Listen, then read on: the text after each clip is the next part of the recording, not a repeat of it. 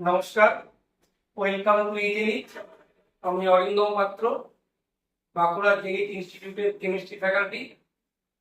আজ ক্লাস 11 এর chemical bonding এর খুব একটা ইম্পর্টেন্ট টপিক বন্ড অ্যাঙ্গেল আমরা কিভাবে মেজার করি বা বন্ড অ্যাঙ্গেলের অর্ডার কিভাবে হবে সেই নিয়ে ডিসকাস করব। তো বন্ধন কোণ যেসব বিষয়ের উপর নির্ভর করে সেই জিনিসটা আজকে আমাদের আলোচনার বিষয়। তো প্রথমেই একটা এক্সাম্পল দিয়ে আমরা শুরু করতে পারি। সাপোজ NH3 NH2 মাইনাস এবং NH4 প্লাস, এই যে তিনটে স্পিসিস আছে, এই তিনটে স্পিসিসের মধ্যে কার বন্ড অ্যাঙ্গেল বেশি বা কার বন্ড অ্যাঙ্গেল কম, বা বলতে গেলে এদের বন্ড অ্যাঙ্গেলের অর্ডার বের করানোই আজকে আমাদের উদ্দেশ্য। তো এই যে বন্ড অর্ডার বা বন্ড অ্যাঙ্গেল বের করব, এই বন্ড অ্যাঙ্গেল বের করার জন্য কয়েকটা স্টেপ আমাদের পরপর ফলো করতে হবে। যার প্রথম স্টেপ হচ্ছে আমাদের দেখতে হবে হাইব্রিডাইজেশন, যে সেন্ট্রাল অ্যাটম আছে তার হাইব্রিডাইজেশন। তো ফার্স্ট পয়েন্ট হলো কেন্দ্রীয় পরমাণু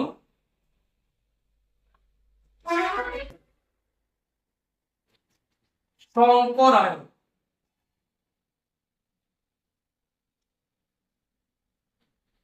কেন্দ্রীয় পরমাণুর সংকরায়নে এস ক্যারেক্টার যত বেশি হয় তার বন্ড অ্যাঙ্গেল তত বেশি। আমরা জানি sp3 হাইব্রিডাইজেশনের ক্ষেত্রে এস ক্যারেক্টার হয়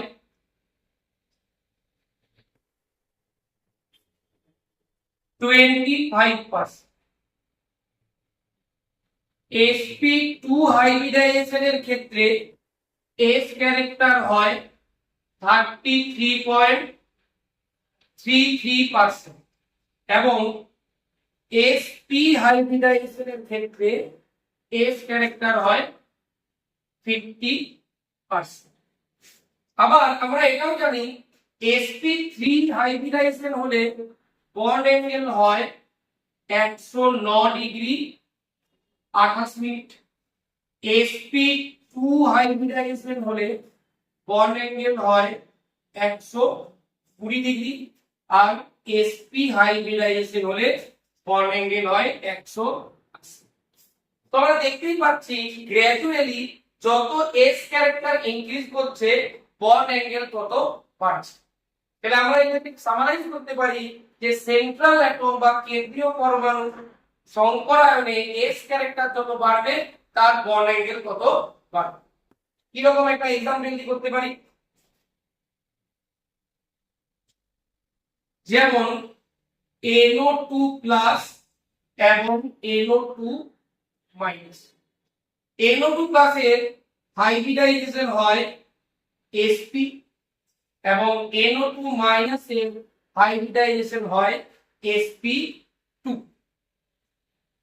তাহলে sp যদি হয় তাহলে অ্যাঙ্গেল হয় কত, 180 ডিগ্রি, এবং sp2 যদি হাইব্রিডাইজেশন হয় তাহলে অ্যাঙ্গেল হয় 120। তাহলে আমরা এখান থেকে বন্ড অ্যাঙ্গেলের অর্ডার পেয়ে যাব NO2 plus greater than NO2 minus.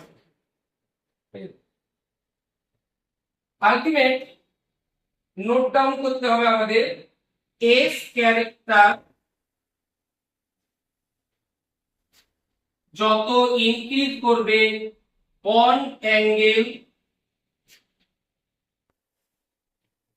ততই ইনক্রিজ করবে।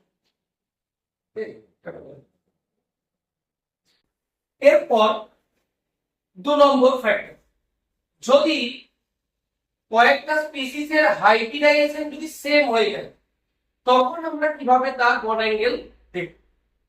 তখন যদি হাইব্রিডাইজেশন সেম হয়ে যায় আমরা দেখব কেন্দ্রীয় পরমাণুর নিঃসঙ্গ ইলেকট্রন জোড়ের সংখ্যা। কেন্দ্রীয় পরমাণু নিঃসঙ্গ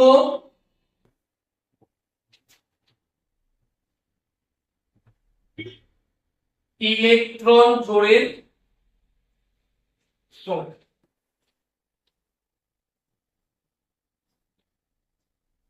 আমরা জানি লোন পেয়ার এবং বন্ড পেয়ারের রিপালশনের কারণে বন্ড অ্যাঙ্গেল ডিক্রিজ করে। তাহলে লোন পেয়ারের সংখ্যা যতই ইনক্রিজ করবে বন্ড অ্যাঙ্গেল তত ডিক্রিজ করবে due to lone pair bond pair repulsion. Lone pair bond pair রিপালশনের কারণে কি হয়? বন্ড অ্যাঙ্গেল ডিক্রিজ করে। তাহলে with increasing number of lone pair bond angle will be decreased. Example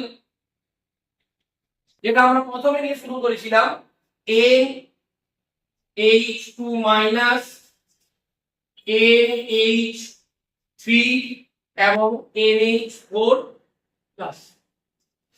যদি দেখা হয় NH2 এর ক্ষেত্রে A হয়ে যায় sp3 হাইব্রিডাইজ, NH3 ও sp3 হাইব্রিডাইজ এবং NH4 প্লাস ও sp3 হাইব্রিডাইজ।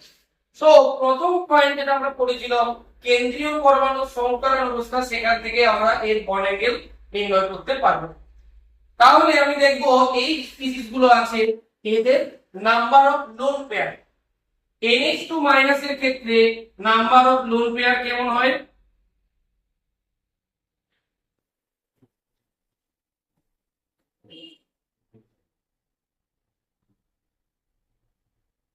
দুটি লোন পেয়ার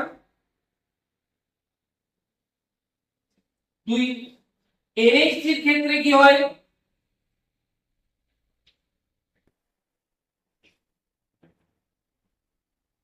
লোন পেয়ার 1 এবং NH4 প্লাস এর ক্ষেত্রে কোন লোন পেয়ার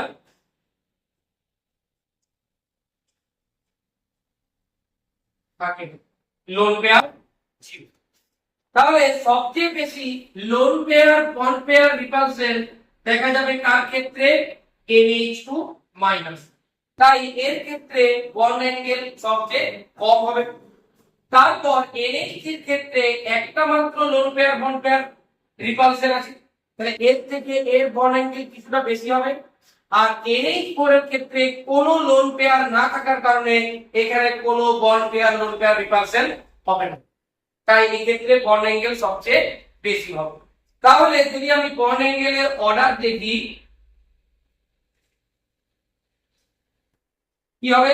সবচেয়ে বেশি হবে NH4 প্লাস, নেক্সট হবে NH3, তারপর হবে NH2 মাইনাস। এবার যদি হাইব্রিডাইজেশনও সেম হয়, নাম্বার অফ লোন পেয়ারও সেম হয়, তখন আমরা কিভাবে বন্ড অ্যাঙ্গেল নির্ণয় করব? তো তার জন্য আমাদের ভিএসি থিওরের একটা রুল ফলো করতে হবে, রুল নাম্বার 3, যেখানে কি বলা হয়েছিল? ABX টাইপ মলিকুলের ক্ষেত্রে অণুর ক্ষেত্রে কেন্দ্রীয় পরমাণু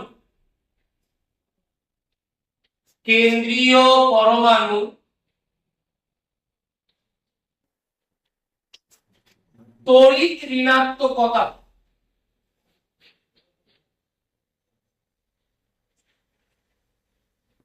বৃদ্ধি পেলে বন্ধন কোণ বৃদ্ধি পায়। এবিএক্স টাইপ অণুর ক্ষেত্রে কেন্দ্রীয় পরমাণু তড়িৎ ঋণাত্মকতা বৃদ্ধি পেলে বন্ধন কোণ বৃদ্ধি পায়। যেমন H2O এবং H2S, এই দুজনের ক্ষেত্রে হাইব্রিডাইজেশন হয় sp3 এবং কেন্দ্রীয় পরমাণুতে দুজনের ক্ষেত্রে সমান সংখ্যক নিঃসঙ্গ ইলেকট্রন জোড় বর্তমান। এই ক্ষেত্রেও লোন পেয়ার 2, এর ক্ষেত্রেও লোন পেয়ার 2। সেক্ষেত্রে আমাদের দেখতে হবে যে এদের কেন্দ্রীয় পরমাণু তড়িৎ ঋণাত্মকতা। OH2 এর ক্ষেত্রে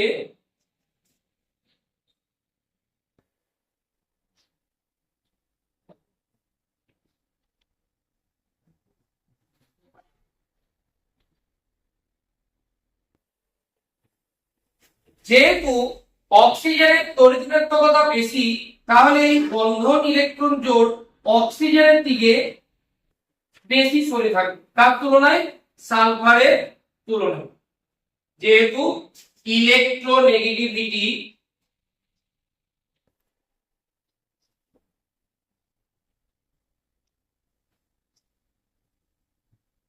অক্সিজেন গ্রেটার দেন সালফার, যেহেতু অক্সিজেনের ক্ষেত্রে ইলেকট্রন জোড় কাছাকাছি থাকায় এই বন্ড পেয়ারের মধ্যে রিপালশন কি হবে, বেশি হবে, এবং তারপরে বন্ড অ্যাঙ্গেল বৃদ্ধি পাবে। যেহেতু অক্সিজেনের তড়িৎকতা বেশি, সেই ক্ষেত্রে OH2 এর ক্ষেত্রে বন্ধন কোণ বেশি হয়। এর ক্ষেত্রে হয় 104.5 ডিগ্রি, আর H2 এর ক্ষেত্রে হয় 92 ডিগ্রি। বন্ড অ্যাঙ্গেলের অর্ডার হয়ে যাবে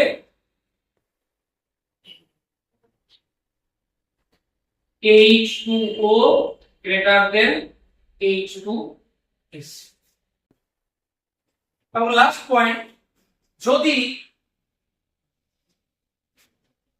পি পাই বন্ড করে কোন অণুর ক্ষেত্রে, যদি পি পাই বন্ড হয় বা যদি বন্ড মাল্টিপ্লিসিটি বৃদ্ধি পায়, সেক্ষেত্রে বন্ড অ্যাঙ্গেল বৃদ্ধি পায়।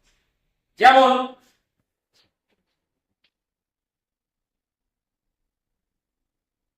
OCl2 এবং OH। 3 নম্বর নিয়ম অনুযায়ী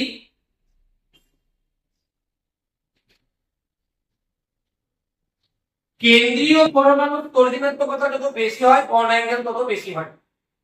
সেক্ষেত্রে এখানে কেন্দ্রীয় পরমাণু দুটো সেম আছে, তাহলে প্রান্তীয় পরমাণু তড়িৎ ঋণাত্মকতা যত কম হবে, তার বন্ড অ্যাঙ্গেল তত বেশি হওয়া উচিত।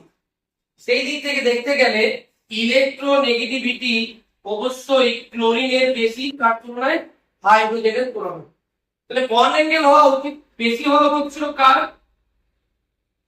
বন্ড অ্যাঙ্গেল হওয়া উচিত ছিল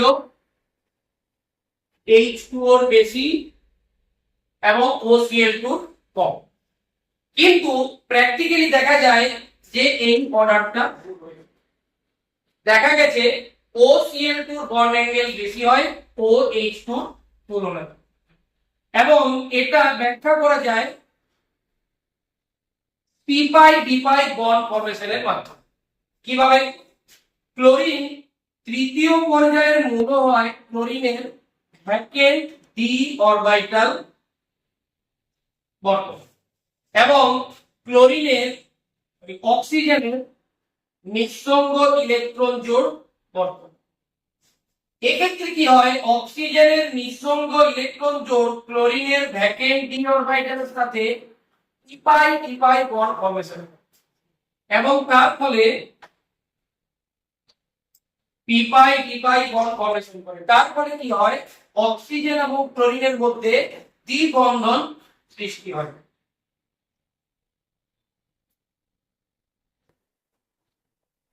এবং মাল্টিপল বন্ড তৈরি হওয়ার কারণে এক্ষেত্রে বন্ড পেয়ার রিপালশন বেশি হয়, এবং তার ফলে বন্ড অ্যাঙ্গেল বৃদ্ধি হয়। এই এক্সেপশনটা কিন্তু আমাদের খেয়াল রাখতে হবে, যেটা সাধারণত অনেক স্টুডেন্টই ভুল করে। তো এরকমই আরো অনেক ট্রিক্স এবং অনেক নতুন নতুন টপিক সহজে বোঝার জন্য আমরা আবার নতুন ভিডিও আপলোড করব, যেখানে এর যে পরের যে পার্টগুলো সেগুলো সেখানে করা হবে। আজকের মতো এখানে, থ্যাংক ইউ।